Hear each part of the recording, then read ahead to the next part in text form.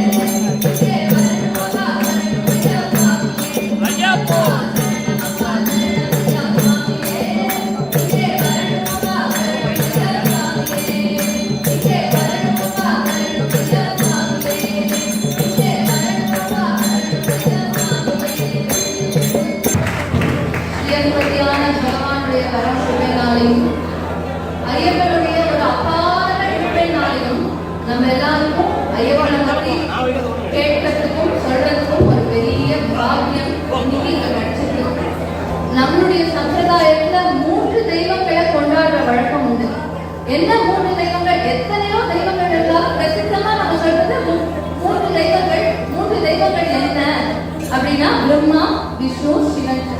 சிவனிடத்துல இருந்து வந்தவா கணபதி, முருகர் இவா எல்லாரையும் சொல்றோம். விஷ்ணுவிடத்துல இருந்து நம்ம ராமர், கிருஷ்ணர் இவா எல்லாரையும் கொண்டாடி இருக்கோம் இல்லையா? இப்படி இந்த 3 தெய்வங்களை பிரம்மாவுக்கு பொதுவா வழிபாடு கிடையாது. ஏன் பிரம்மாவுக்கு வழிபாடு கிடையாது அப்படின்னா, பொதுவா நம்ம ஒருத்தரை ஸ்துதி பண்ணிட்டே இருக்கோம் வச்சுக்கோமே. சாதாரண ஒரு மனுஷன் எடுத்துட்டு அவளை ஆஹா உங்களை மாதிரி இருந்தா சார், நீங்க தான் இந்த ப்ரோக்ராமே எடுத்து தலையில வச்சு நடத்துறேன், உங்களை மாதிரி யாராவது பண்ண முடியுமா அப்படின்னு அவளை ரொம்ப ஒரு 2 வார்த்தை எக்ஸ்ட்ராவா சொல்லிட்டோம் அப்படின்னாலே அவளுக்கு ரொம்ப சந்தோஷமாயிடும். இதே பிரம்மா இடத்துல போய் பிரம்மா உங்களை மாதிரி ஒரு தெய்வம் உண்டா அப்படின்னு அவர் இடத்துல போய் நம்ம சொல்லிட்டோம்னா அவர் பாப்பாரு, ஆஹா இவன் எத்தனை வாட்டி இதுக்கு ஜென்மா கொடுத்தாலும் இவன் நம்மளதான் பூஜை பண்ணுமா போல இருக்கு, அதனால நம்மள ஸ்துதி பண்றவாதான் நமக்கு வேணும், அதனால புனர்வி ஜனனம் புனர்வி மரணம் திருப்பி திருப்பி அவர் ஜனனத்தை கொடுத்துட்டே இருப்பார் இல்லையா? எத்தனை நாளைக்கு இந்த சம்சாரத்திலே சுற்றி இருக்கிறது, பகவான் இடத்துல போய் அடைய மாட்டாமா? அதனால பிரம்மாவுக்கு வழிபாடு கிடையாது. மீதி இருக்கக்கூடிய 2 தெய்வங்கள் விஷ்ணு, சிவன். விஷ்ணுவை வழிபடுறவால வைஷ்ணவர்கள் அப்படின்னு சொல்ற வழக்கம், சிவபெருமான பூஜை பண்றவால சைவர்கள் அப்படின்னு சொல்ற வழக்கம். இந்த 2 சமுத்திரம், வைஷ்ணவம் சைவம் அப்படிங்கிற 2 சமுத்திரம் எங்க சேருது அப்படின்னு பார்த்தா தர்மசாஸ்திரம் சேரலாம். ஏன் சேருது அப்படின்னா, நம்ம ஒரு ஐயப்பன் பஜனை அப்படின்னு எடுத்துட்டோம்னா எடுத்த உடனே வந்தோடனே ஐயப்பனை பாடினோம் கிளம்பினோம் அப்படின்னு பண்ணவே மாட்டோம். பிள்ளையார்ல ஆரம்பிச்சு பிள்ளையார் பாடி, குரு பாடி, முருகர் பாடி, அம்பாளை பாடி, சரஸ்வதி பாடி, இப்படி எல்லாரையும் பாடிட்டு ஐயப்பனை பாடி, ஆஞ்சநேயரை பாடி, அத்தனை தெய்வங்கள் சண்மத வழிபாடும் ஐயப்பனுக்கு தான் உண்டு. அதனால அந்த 2 சமுத்திரமும் சேரது இல்லையா? ஐயப்பனை பூஜை பண்ணினோம் அப்படின்னாலே அத்தனை தெய்வத்தையும் பூஜை பண்ண அந்த ஒரு பலன் நமக்கு கிடைக்கும். இந்த பேர் ஐயப்பன் அப்படிங்கிற அந்த நாமம், அந்த நாமமே எவ்வளவு அழகான ஒரு நாமம், ஐயப்பன் அப்படிங்கிற நாமம். அது எங்கிருந்து வந்தது அப்படின்னா, சிவபெருமான எல்லா திருமுறைகள்லையும் எல்லா சைவர்களும் எல்லா நாயன்மார்களும் என்னையன் என்னையன் என்னையன் அப்படின்னு சொல்லுகிறார். இதே ஆழ்வார்களுடைய பாசுரங்கள் அப்படின்னு எடுத்துட்டோம்னா, அந்த பாசுரங்கள்ல அவளும் பெருமாள என்னப்பன் என்னப்பன் பொன்னப்பன் அப்படின்னு சொல்றான். அப்படி ஐயனான அந்த சிவபெருமானும் அப்பனான அந்த விஷ்ணுவும் சேர்ந்ததுதான் தர்மசாஸ்தா அப்படிங்கிறதுக்காக அந்த ஐயன் அப்படிங்கிற நாமமும் அப்பன் அப்படிங்கிற நாமமும் சேர்ந்து ஐயப்பன் அப்படிங்கிற ரொம்ப அழகான ஒரு நாமம். நமக்கு தெரிஞ்சுக்கணும் இல்லையா எப்படி தர்மசாஸ்திரா அவதாரம் பண்ணினா? பொதுவா நம்ம எல்லாரும் நினைச்சிட்டு இருக்கிறது என்னன்னா, தர்மசாஸ்திராவும் ஐயப்பனும் ஒண்ணு அப்படின்னு நினைச்சிட்டு இருக்கோம். ஆனா தர்மசாஸ்திராவினுடைய ஒரு அவதாரம் ஐயப்பன். எப்படி பகவான் ஸ்ரீமன் நாராயணனுடைய ஒரு அவதாரம் ராமரோ, அது போல தர்மசாஸ்திராவினுடைய ஒரு அவதாரம் தான் ஐயப்பன்.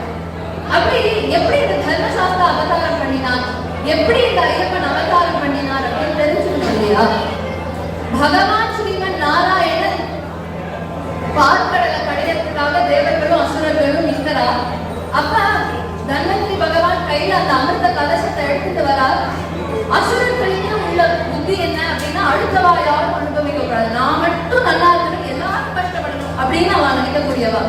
அதனால வந்து அந்த அமிர்த கலசத்தை தூக்கிட்டா, எடுத்தா ஓட்டும், அவளுடைய லோகத்துக்கு ஓடி போயிட்டா. தேவர்கள் பார்த்தா ஏற்கனவே அட்டகாசம் தாங்காது, இதுல இன்னும் அமிர்தத்தை சாப்பிட்டானா படாத பாடா போயிடுவேன்னு அவ எப்பயுமே ஏதாவது பிரச்சனை அப்படின்னா பகவான் இடத்துல போய் சரணாகதி பண்ணுவாங்க. அப்படி பகவான் இடத்துல வந்து சுவாமி இந்த மாதிரி எடுத்துட்டு போயிட்டாயா அப்படின்ன உடனே பகவான் பார்த்தார், எதுவும் யோசிக்கல, சரிப்பா நான் உனக்கு அந்த அமிர்தத்தை வாங்கி தரேன் அப்படிங்கிறார். அங்கேருந்து ஸ்ரீமன் நாராயணன் மோகினி அப்படிங்கிற குடும்பத்தை எடுத்துட்டார். அழகான ஒரு பெண்ணை போல, பெருமாளே பொருள் அழகு, அதனாலதான் அவருக்கு அழகர்னே பேரு. அவர் இன்னும் ஒரு பொண்ணு மாதிரி ரொம்ப அழகா அத்தனை பூஷணங்களும் பூசிச்சிருந்தாங்கன்னா கேட்பானே. இப்படி அவர் மோகினி அவதாரம் எடுத்துட்டு வரார்.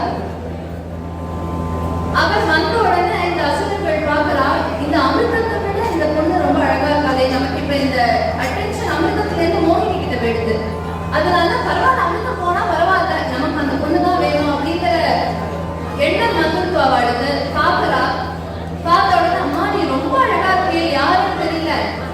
நாங்க எத்தனையோ பொண்ணுங்களை பார்த்துப்போம், ஆனா நீயும் ரொம்ப அழகா இருக்க, நீ என்ன வேணும்னு கேட்கறோ அதை நான் உடனே கொடுத்துடுறேன், இதுதான் வேணும் அதுதான் வேணும், நீ ஏதாவது ஒண்ணுக்கு கேட்ட நான் உடனே கொடுத்துடுறேன் அப்படின்னா. அவ உடனே பார்த்தா இதான் சாப்பிட்டு எனக்கு நவத்த கலசத்தை கொடு அப்படின்னா அவள சந்தோஷமா கொடுத்துட்டா. கொடுத்த உடனே அவ எங்களுக்கும் நீ பார்த்து கொஞ்சம் பரிமாறினா நல்லா இருக்குமே அப்படின்னு உடனே மோகினி அங்கிருந்து நவத்த கலசத்தை எடுத்துட்டு வரா. 2 பந்தி போட்டாச்சு. ஒரு பக்கம் தேவர்களை உட்காந்து வச்சா, மற்றொரு பக்கம் அசுரர்களை உட்காந்து வச்சா. அங்கிருந்து என்ன பண்றான்னா கையில அப்படி நடனம் ஆடிட்டு ஒரு கரண்டியா எடுத்து தேவர்களுக்கு போடுறா. அங்கேருந்து வேகமா வந்து அசுரர்கள் கிட்ட வெறும் கரண்டியை கட்டிட்டு போறாங்க. இப்படியே ஒரு 10 பேர் தாண்டி போனதுக்கு அப்புறம் ஒரே ஒரு அசுரன் என்னதான் மோகினி கிட்ட மயங்கி இருந்தாலும் அமிர்தத்து மேல அவனுக்கு கொஞ்சம் கண்ணு இருக்கு. அவனுக்கு தோணிச்சு, எதுக்காக உட்கார்ந்து ஏதோ சாப்பிடுறாளே, நம்ம இலையில மட்டும் ஒண்ணுமே விட மாட்டேங்குது அப்படின்னு பாக்குறான். அவ இலையில அமிர்தம் இருக்கு, நம்ம இலையில அமிர்தம் இல்லைன்னு கூட அவனுக்கு தெரியல. ஆனா அவன் தான் என்னமோ சாப்பிடுறாளே, நம்ம எதுவுமே சாப்பிடலையே அப்படின்னு பாக்குறான். பக்கத்துல இருக்கிற ஃப்ரெண்டை தள்ளி கூப்பிடுறான். அவன் கூப்பிட்டு என்ன கேட்கறான், இந்த பாத்தியா அவட நம்ம சாப்பிடுறாங்க அப்படின்னு. உடனே பக்கத்துல இருக்கிற ஃப்ரெண்டு ரொம்ப புத்திசாலி, டேய் இதுக்கு தாண்டா படிக்கணுங்கிறது, நானாவது ப்ரீகேஜி பக்கம் ஸ்கூல் எட்டி பார்த்துருந்தேன், நீ அதுக்கு கூட ஸ்கூல் பக்கம் போகல, அதனாலதான் உனக்கு தெரிய மாட்டேங்குது. ஏன்டா என்ன பிரச்சனை? டேய் அவ என்ன பண்றா பாக்குறியா? ஆமா டான்ஸ் ஆடிட்டு வரா, அப்படி கரண்டி பண்றா. உனக்கு புரியல அவ என்ன பண்றான்னு? அவ டான்ஸ் ஆடுறத அபிநயம் பண்ணிட்டு இருக்கா. அவ வந்து 2 பக்கமும் அவனுக்கு போட்ட மாதிரி கையை ஆடுறா. தேவர்கள்லாம் நம்மளை விட நல்லா படிச்சவா, அதனால அவளுக்கு இந்த கலை நயம் தான் உண்டு. அதனால அவ சாப்பிடுறது போல அபிநயம் பண்ணிட்டு இருக்கா, நீயும் அபிநயம் பண்ணு அப்படின்னு கூட இருக்கிறவாளெல்லாம் கிளப்பி விட்டு அங்க தேவர்கள்லாம் அங்க சாப்பிட்டு இருக்கா, இவெல்லாம் அபிநயம் பண்ணிட்டு இருக்கா, சாப்பிடுறது போல அபிநயம் பண்ணிட்டு இருக்கா. இப்படி இவ அபிநயம் பண்ணிட்டு இருக்கும் பொழுது நாரதன் வந்து பாக்குறாரு, ஆஹா எவ்வளோ அழகா இருக்கு இந்த காட்சி, பெருமாளே இறங்கி வந்து தான் ஒரு ஸ்திரீயோட வேஷம் எடுத்தது, எப்படி ரொம்ப ட்ரிக்கியா அவளை ஏமாத்தி எப்படி மாறி கொடுத்தா பாத்தீங்களா அப்படின்னு பாக்குறா. பார்த்துட்டு அவர் என்ன பண்றா, இதை நம்ம சிவபெருமான சொல்லணும் அப்படின்னு அங்கேயிருந்து கைலாசம் ஓடி சிவபெருமானே, அவருக்கு சிவனிடத்திலும் பக்தி உண்டு, எப்பொழுதுமே நாராயண பக்தி இருக்கு அப்படின்னா சிவனிடத்த துவேஷம் இருக்கணும் அப்படின்னு அர்த்தம் கிடையாது.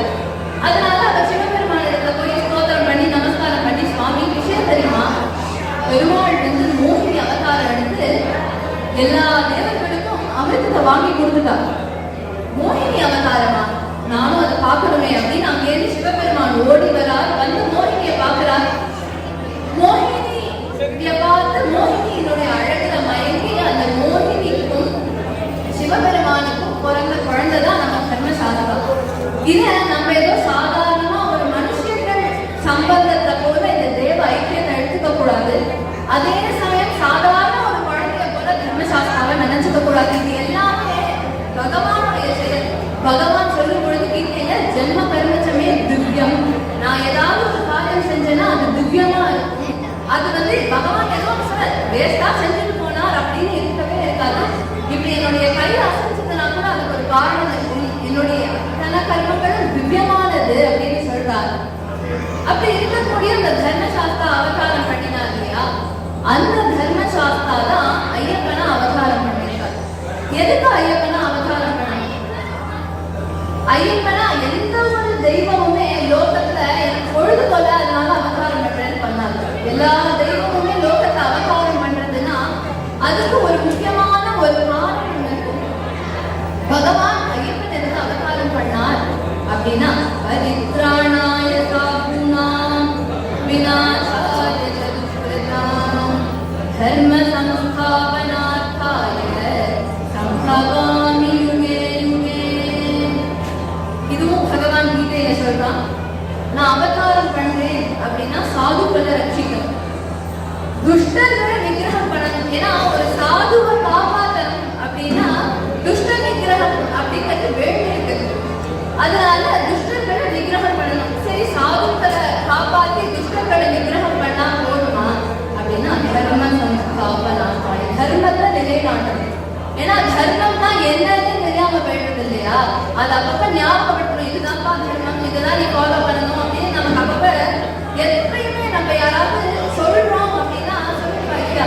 நீங்க என்னம்மா ஈஸியா வாயால சொல்லிடுவேன், என் சிச்சுவேஷன்ல இருந்து பார்த்தா தெரியும், என்ன மாதிரி இருந்து பார்த்தா தெரியும், எங்காவது இவ்வளவு கஷ்டம் வந்து அப்படின்னு சொல்லுவா இல்லையா? அதனாலதான் ஒவ்வொரு மூலமானதுமே ராமர் அவதாரம் பண்ணினார் அப்படின்னா ராமர் படாத கஷ்டத்தை நம்ம இப்ப பட போறோம், தீர்க்கப்படாத கஷ்டத்தை நம்ம இப்ப பட போறோம்.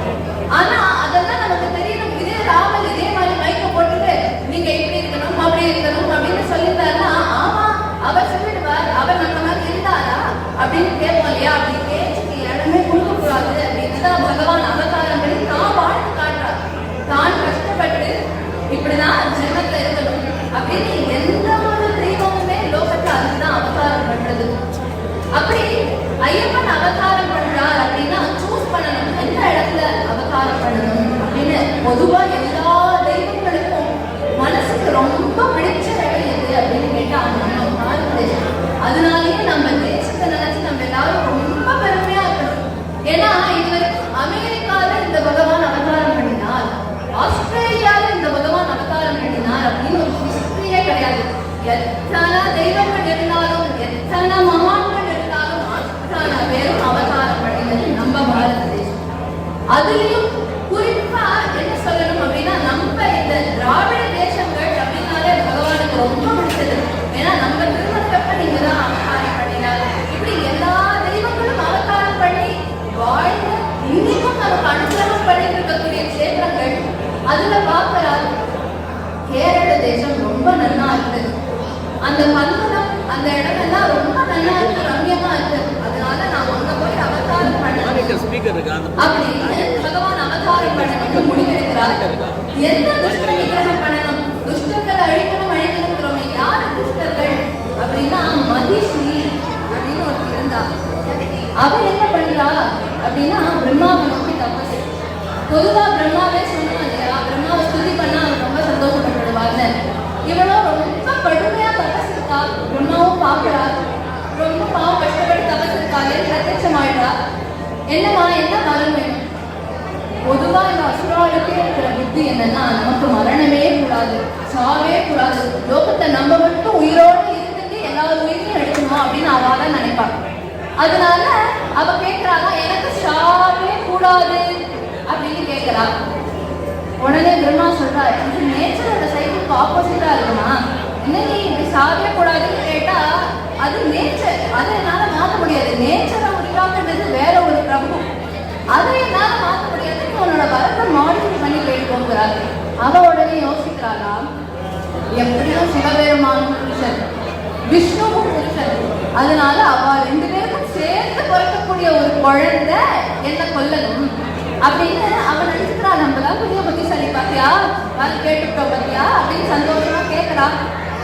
பிரம்மா எப்பயுமே வர பிடிச்சிடுவார். ஏன்னா இத்தனை பேரோட மூளையும் படைச்சவர் நாராயணன்.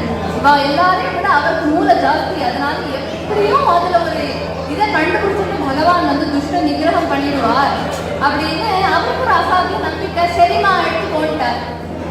அவளதான் ஆரம்பிச்சது அட்டகாசம்.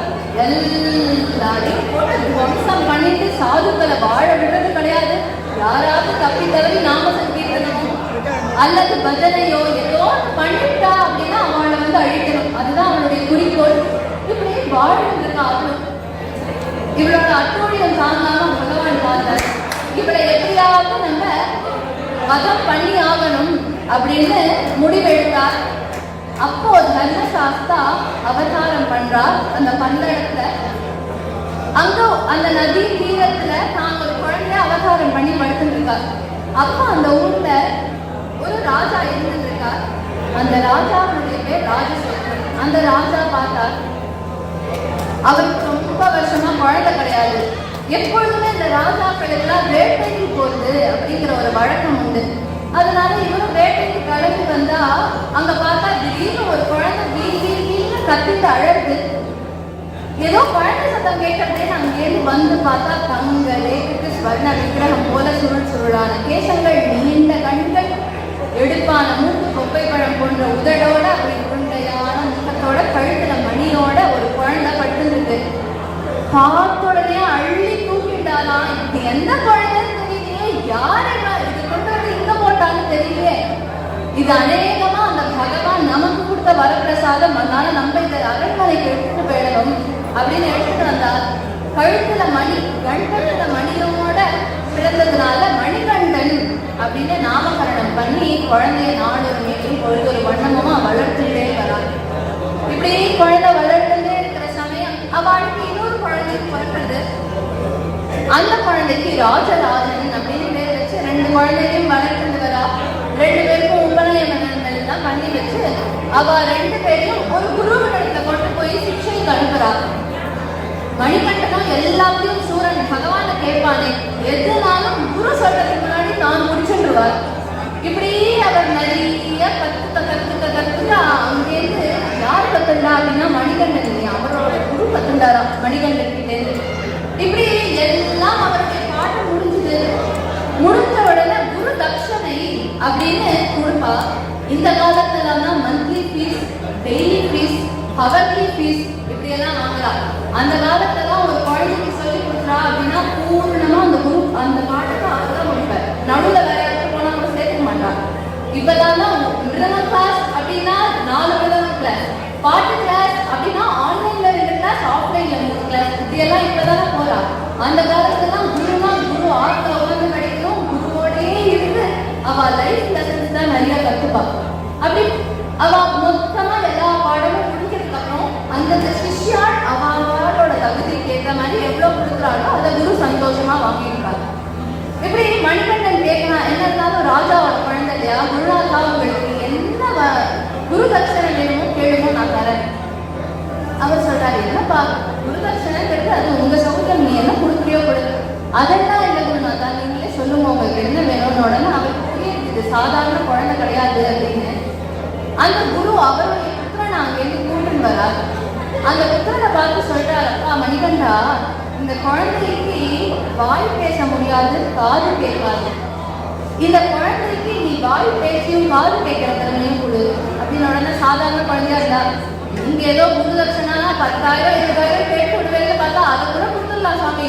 நான் என்ன டாக்டரா, காது இதை கொடு பேச்ச கொடு அப்படின்னா நான் எதுக்கு கொடுத்தேன், ஏதாவது ஸ்பீச் தெரப்பியா பண்ணி வந்திருக்கேன், என்ன போய் கேட்கிறேன் அப்படின்னு சொல்லுவாரா இல்லையா. மணிகண்டன் பார்த்து தன்னுடைய கண்ணை மூடிட்டு தன்னுடைய திருக்கரத்தை எடுத்து அந்த குழந்தையினுடைய தலையில வச்சாரா. அப்படி கையை வச்சு இப்படி கையை எடுத்தோட அந்த குழந்தை பேச ஆரம்பிச்சான். இப்படி ஐயப்பன் எப்பவும் நித்தியம் லீல பண்ணிட்டு இருக்கக்கூடிய சுவாமி. இப்படி ஐயப்பன் தெரிஞ்சுட்டு இருக்கக்கூடிய சமயம் அங்க பண்டலத்துல அவ ஒரு மீட்டிங் போட்டு அடுத்த ராஜா யாரு அப்படின்னு பேசிக்கிறா. சொல்றா ராஜா, என்ன இருந்தாலும் மணிகண்டன் தான் எனக்கு முதல் குழந்தை, அவன் தான் முதல்ல எனக்கு கிடைச்சான், நியாயப்படி அவனை தான் ராஜா வாக்கணும் அப்படின்னு. ராணி முதல்ல சந்தோஷப்படுறா. ரொம்ப சந்தோஷம் ராணிக்கும். ராமாயணத்துல என்ன நடந்ததோ அது அப்படியே நடந்தது. ராமாயணத்தை கைகளுக்கும் முதல்ல ராமருக்கு பட்டாபிஷேகம் ரொம்ப சந்தோஷம் தான் பட்டான். அவளுக்கு முதல்லயே ராமரை பட்டாபிஷேகம் ஆகக்கூடாது அப்படிங்கிற எண்ணம் கிடையாது.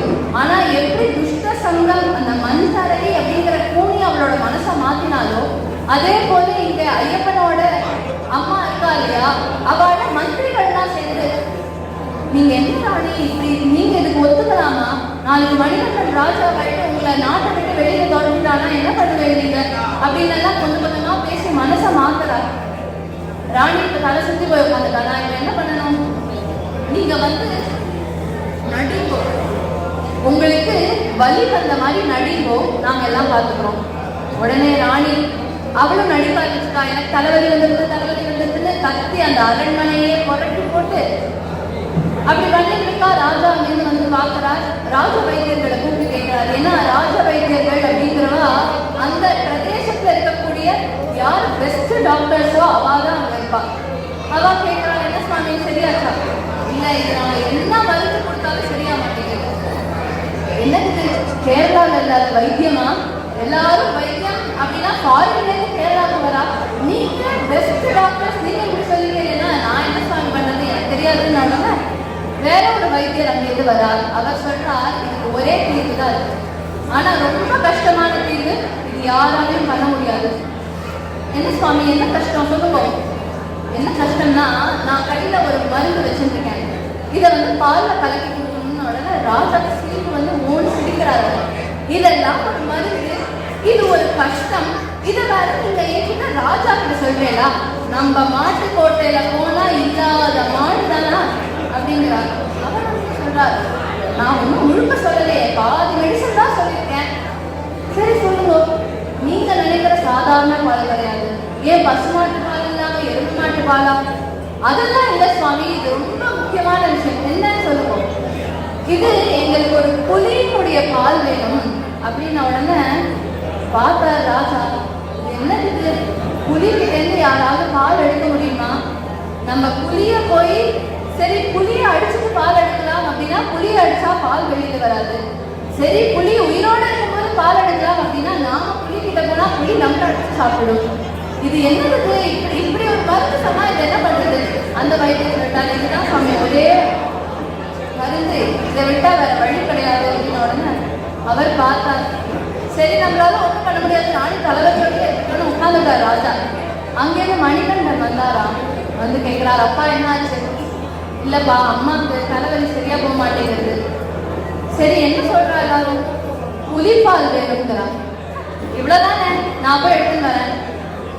அவர் சொல்றார், அப்பா நீ இத்தனைக்காலம் நம்ம அரண்மனையில இருக்கிற பொம்மை புலியெல்லாம் பார்த்துட்டு இருக்க, அதனால உண்மையான புலி எப்படி இருக்குன்னு உனக்கு தெரியாது, நீ போகாது. அப்பா இதெல்லாம் எனக்கு தெரியும்பா, நான் பார்த்துக்கிறேன், நான் எடுத்துட்டு வரேன். தான் கிளம்பி போயிட்டாரு. அப்படி கையில பில்ல எடுத்துட்டு போறார். அங்க போய் பார்த்தா ஒரே சத்தம். என்ன சத்தம்னு பார்த்தா மகிழ்ச்சி யாரையும் வாழ விடாம படுத்து எடுத்துட்டு இருக்காரு. பார்த்தார், சரி வந்த காரியம் அவதார காரியம் அப்படிங்கிறது மகிழ்ச்சியை சம்ஹாரம் பண்ணணும் அப்படிங்கிறதுனால மகிழ்ச்சியோட பெரிய யுத்தம் நடக்கிறது. அந்த யுத்தத்துல மகிழ்ச்சியையும் சம்ஹாரம் பண்றார். தேவர்களுக்கெல்லாம் உடனே ரொம்ப சந்தோஷம். மேலே இருந்து புஷ்பவசம் பண்ணி எல்லா ஜெய கோஷங்களும் சொல்லி ஐயப்பனுக்கு ஸ்தோத்திரம் எல்லாம் பண்றா. ஸ்தோத்திரம் பண்ணி சொல்றா, இன்னைக்குதான் எங்களுக்கு வாழ்வே பிறந்தது. இவ இத்தனை நாள் எல்லாரும் அட்டூழியம் பண்ணிட்டு எல்லாரையும் பழுத்து எடுத்துட்டு இருக்கா, நீங்க இப்ப வந்து சம்ஹாரம் பண்ணி எல்லாரும் காப்பாத்தினேன் அப்படிங்கிறாங்க. சரின்னு சொல்றாரு ஐயப்பன். உங்களுடைய அவதாரம் காரணியோட பூர்த்தி ஆகுதுன்னு உடனே அப்ப ஐயப்பன் சொல்றாராம், இதுதான் மாத்திருமுக்தி சொல்றா. நான் இந்த வந்த காரியம் மகிழ்ச்சி சம்ஹாரம் இருந்தாலும் நான் அம்மாவுக்கு புலிப்பால் எடுத்துட்டு வரேன்னு சொல்லிட்டு வந்திருக்கேன். நான் பாட்டு அப்படியே திடீர்னு கிளம்பி வந்துட முடியாது, நான் அதனால அம்மாவுக்கு புலிப்பால் கொடுக்கணும் அப்படின்னு உடனே தேவர்கள் சொன்னாலாம், அவ்வளவுதானே சுவாமி, நாங்க அத்தனை தேவர்களும் உங்களுக்கு புலியா மாறும். எந்த புலியின் இடத்துல வேணாலும் எவ்வளவு பால் வேணாலும் நீங்க எடுத்துக்கோங்க அப்படிங்கிறார்.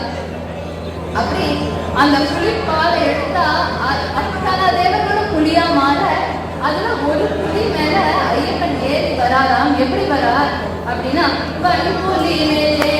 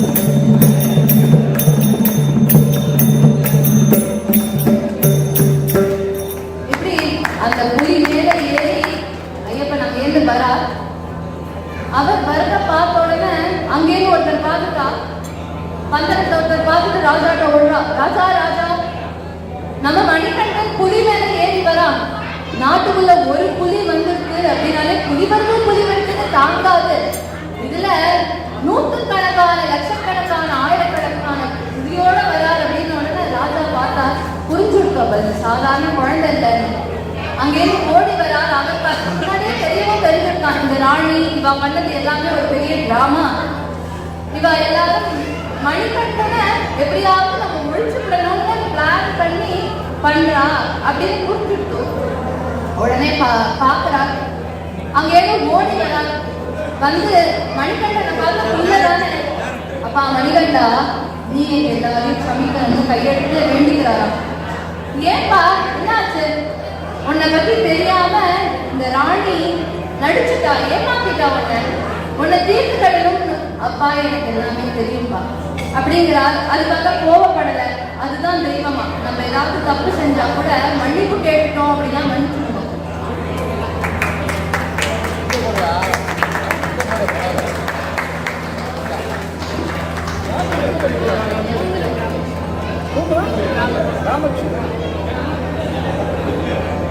வாங்கிக்குமா, அவர் நடக்க முடியல, வாங்கி போட்டோம்.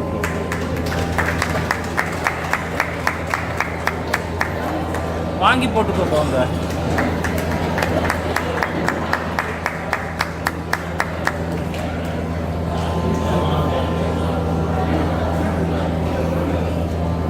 எந்த பழம் சேர்த்தா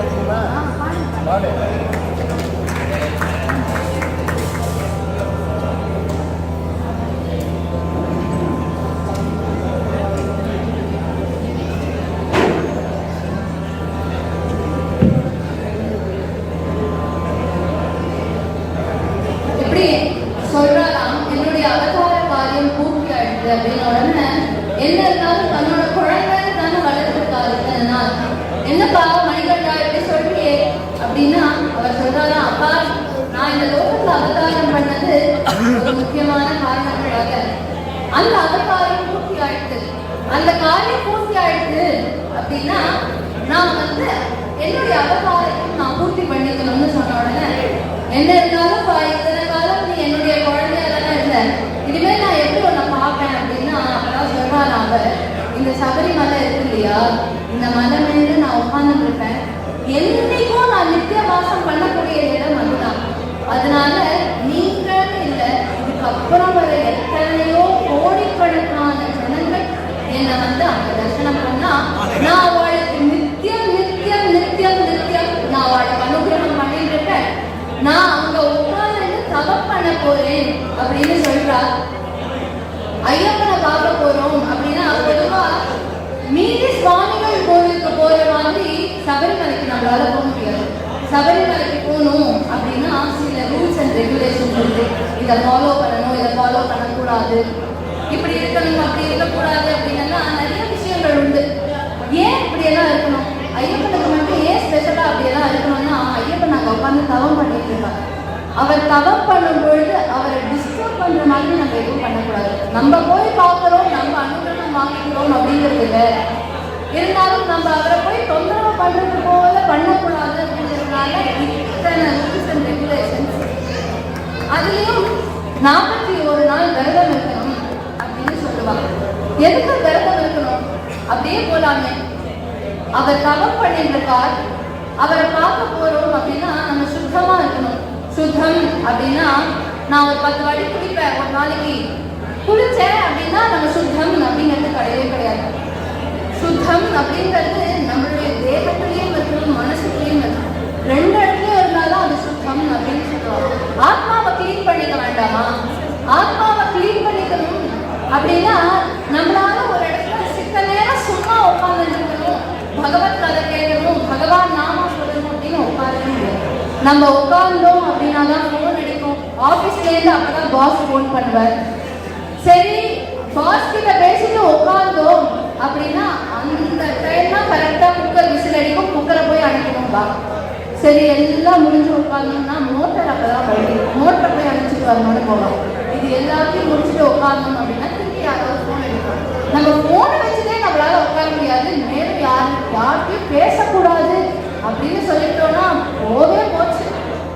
நம்மளால பேசாமே இருக்க முடியாது இல்லையா? அதனால வணங்கி உட்கார்ந்து கேட்கணும் அப்படிங்கறதே நமக்கு வராது. ஆனா இதே மாலை போட்டுட்டோம் அப்படின்னா நீ இப்படிதான் இருக்கணும் கம்பல்சரி அப்படின்னு சொன்னாதான் நம்ம ஒரு விஷயத்த பண்ணணும். சரிப்பா நீ இப்படி இருந்து போனா என்ன அப்படின்னா, ஏன் நான் அப்படியே போனா என்ன, நான் அப்படியே போனா ஐயப்பன் என்ன பார்க்க மாட்டாரா, நான் அப்படியே போனா எனக்கு அனுகிரகம் கிடைக்காதா அப்படின்னு புதக்கம் பேசிட்டு இருப்பா இல்லையா? அதனாலதான் ரூல்ஸாவே போட்டுட்டாங்க.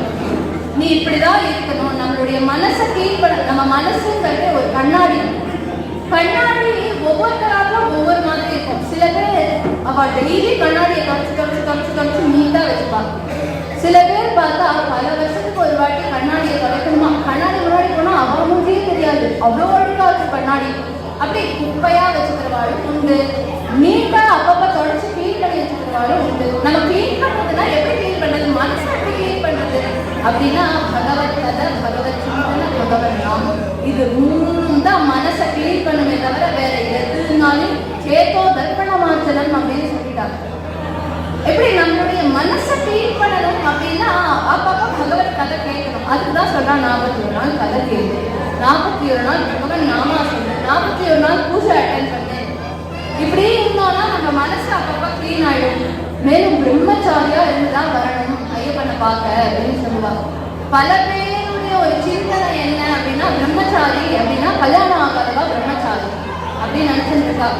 கிருஷ்ணர் 16,108 மனைவிகளோட இருக்கார். அவரை நித்திய பிரம்மச்சாரி அப்படின்னு நம்ம சொல்றோம். எப்படி சொல்ல முடியும்? அவர் தான் கல்யாணம் பண்ணிட்டாரு, அவர் வந்து நித்திய பிரம்மச்சாரி அப்படின்னா. பிரம்மச்சரியம் அப்படிங்கிறது கல்யாணம் பண்ணிக்கிறதோ கல்யாணம் பண்ணிக்காம இருக்கிறதோ கிடையாது. யாருக்கு தன்னுடைய கண்ணனாலையும் மூக்குனாலையும் வாக்குனாலையும் மனசுனாலையும் தன்னுடைய எல்லா இந்திரியங்கள்னாலையும் எப்பவும் பகவானையே சிந்தனை பண்ணிட்டு பகவானையே பார்த்துட்டு பகவானையே ஸ்தோத்திரம் பண்ணிட்டு இருக்காளோ அவதான் பிரம்மச்சாரி. ஒரு மனுஷன் பூர்ணமா பிரம்மச்சரியத்துல இருக்கிறது கிடையாது. அவன் கண்ணு எப்பயும் பகவானை பார்த்துட்டு இருந்ததுன்னா அவனோட கண்ணு பிரம்மச்சரியத்துல இருக்கு. அவனோட காது எப்பயும் பகவத் கதை கேட்டு இருக்குன்னா அந்த மனுஷனோட காது பிரம்மச்சரியத்துல இருக்கு. இப்படி இந்திரியங்களுக்கு பிரம்மச்சரியம், இப்படி பிரம்மச்சரியத்தோட இருந்து ஐயப்பனை பார்க்கணும் அப்படின்னா எப்பவும் ஐயப்பனோட ஸ்மரணையில இருந்துட்டு ஐயப்பனை தரிசனம் பண்ணிட்டு ஐயப்பன் நாமாவை சொல்லிட்டு ஐயப்பனை போய் பார்க்கணும். இப்படி எல்லாம் ரூல்ஸ் இருக்கு. சரி 41 நாள் விரதம் இருந்தாச்சு, போகணும் அப்படின்னா 18 படி வரும் சார் நாம அப்படியே ஏறுவோம் அப்படின்னு சொல்லிடுவாங்க. நீனா போகணும் அப்படின்னா இருமுடி அப்படின்னு அந்த இருமுடியை எடுத்துட்டு அந்த மலை எப்பேற்பட்ட மலை அப்படின்னா நம்ம பொதுவா நம்மதான் சொல்றோம் அது ஐயப்பன் வாழற மலை, அதனால அது ரொம்ப புனிதமான மலை அப்படின்னு எல்லாம் சொல்றோம் இல்லையா? உண்மையாவே அந்த மலையில எப்படி இருக்கு அப்படின்னா அவ்வளோ மெடிசினல்.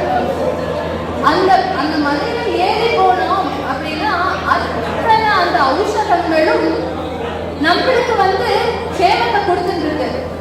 இப்படி நம்ம போறோம் இல்லையா, அந்த மலையே அப்படி ஒரு மலையை இது வரைக்கும் லோகத்துல யாருமே பார்த்தது கிடையாது, பார்க்கவும் முடியாது.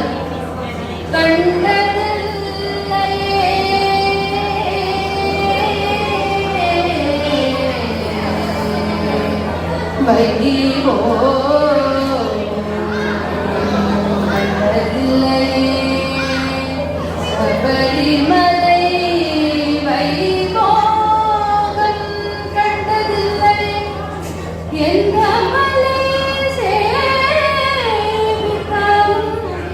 தங்கமலை சபரிமலை வைபோகம்.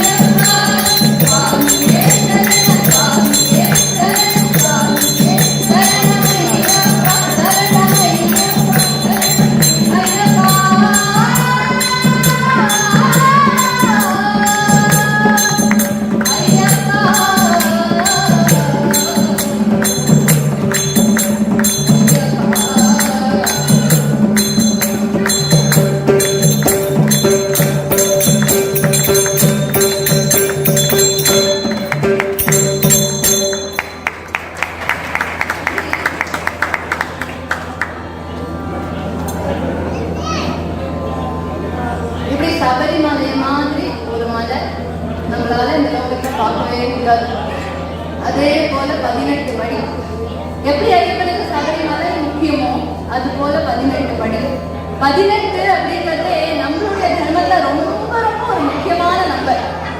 ஏன்னு பார்த்தா பகவத்கீதை 18 அத்தியாயம், வேதமும் நாளா பெரியதுக்கு முன்னாடி 18 அத்தியாயமா இருந்தது அப்படின்னு சொல்லுவா.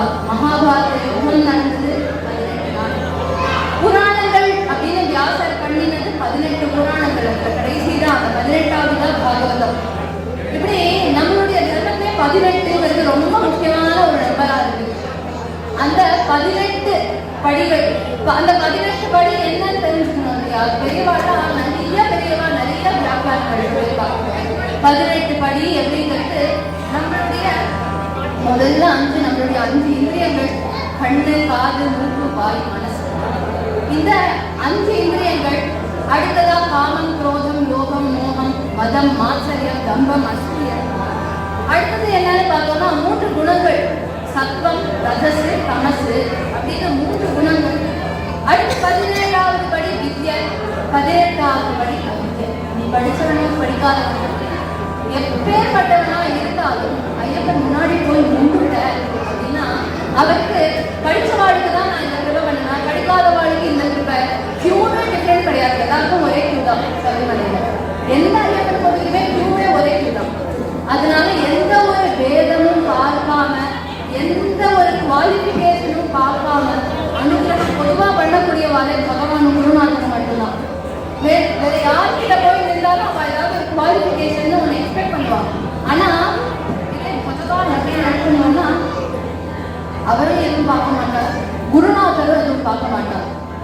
இப்படி இருக்கும் பொழுது 18 படி முக்கியம் அப்படின்னு சொன்னோம். 18 படியினுடைய தத்துவம் பார்த்தோம். இருமுடி அடுத்து ரொம்ப முக்கியமான விஷயம். ஐயப்பனை பார்க்க போறோம் அப்படின்னா எல்லாரும் இருமுடி எடுத்துட்டு போறோம். இருமுடி எடுத்துட்டு போறோம் அப்படின்னா அதுல ஏதோ நெய் தேங்காய் எடுத்துட்டு போறோம், அக்ஷரா அதெல்லாம் எடுத்துட்டு போறோம் அப்படின்னா எதுவுமே காரணம் இல்லாம கிடையாது. அதுவும் ஒரு பெரிய தத்துவத்தை நமக்கு காட்டுது.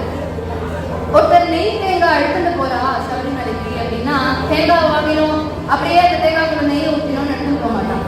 அந்த தேங்காவை எடுத்து முதல்ல அதோட நாரை பிடிக்கலாம். அந்த நாரை பிடிக்கிறது எதுக்கு அப்படின்னா நம்மளுடைய தேகத்தை முதல்ல சுத்தி பண்ணிக்கணும் இல்லையா? அதனால தேகத்தை சுத்தி பண்ணணும்னு காட்டுறது அந்த நாரை ஒடிக்கணும். அடுத்தது அந்த தேங்காயில ஒரு ஓட்டையை போட்டு அதுக்குள்ள இருக்கிற நீரை வெளியில எடுக்கிறோம். அது எதுக்குன்னா நம்ம வெளியில சுத்தம் பண்ணிட்டோம், உள்ள கிளீன் பண்ண வேண்டாமா, உள்ள இருக்கக்கூடியதெல்லாம் கிளீன் பண்ணணும் அப்படின்னு காட்டுறது.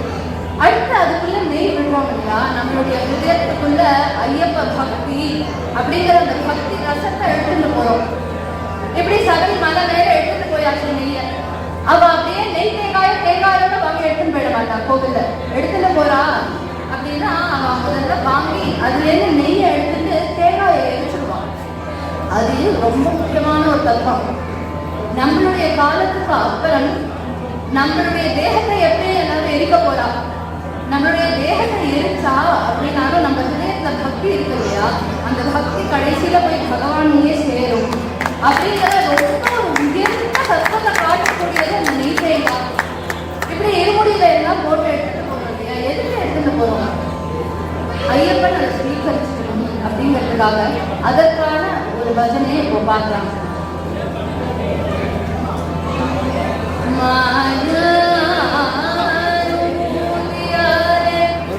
உன்னை மறந்திருந்தேன் ஐயப்பா ஐயப்பா ஐயப்பா மாயா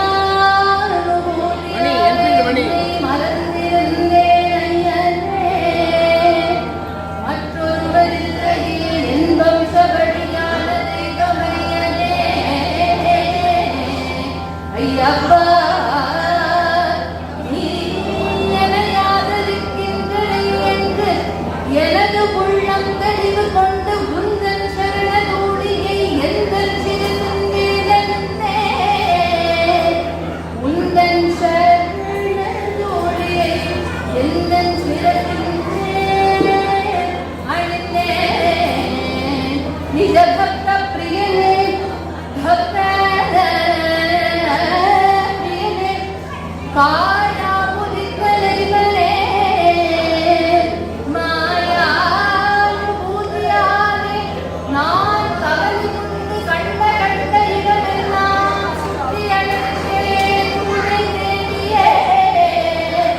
நான் கவலை கொண்டு கண்ட இடமெல்லாம் சுற்றி அழைத்தேன் உன்னை தேடியே.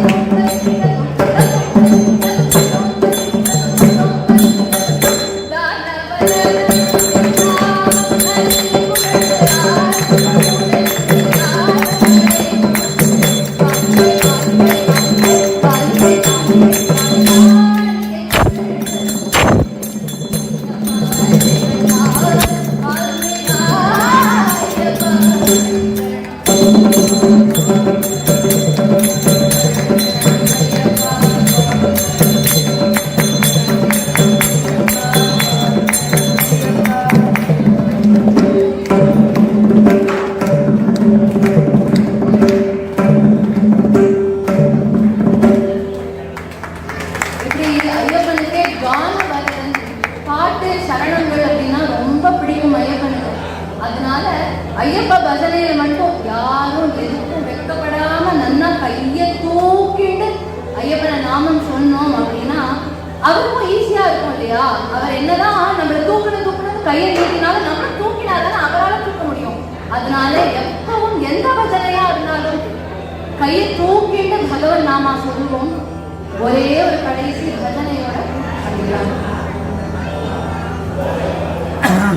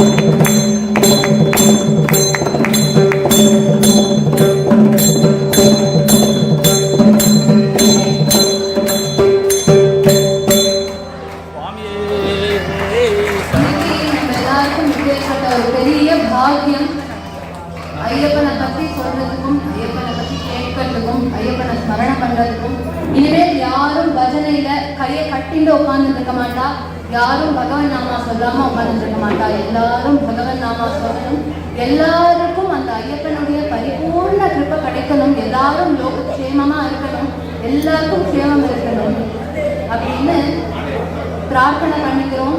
மேலும் இப்பேற்பட்ட ஒரு அருமையான வாய்ப்பு கேட்கறதுக்கும் சொல்றதுக்கும் இந்த பூதநாத சபால நமக்கு கொடுத்துள்ளா அவளுக்கும் எங்களுடைய அனந்த கோடி நமஸ்காரங்கள், எங்களுடைய கிருத்தஜையை தெரிவிச்சுக்கிறோம். மேலும் மேலும் நம்ம எல்லாருக்கும் இதே மாதிரி நிறைய சத்தங்கள் கிடைக்கணும், எப்பொழுதும் பகவானே நம்ம சிந்தனை பண்ணிட்டு இருக்கணும் அப்படின்னு பிரார்த்தனை பண்ணிக்கலாம். சுவாமியே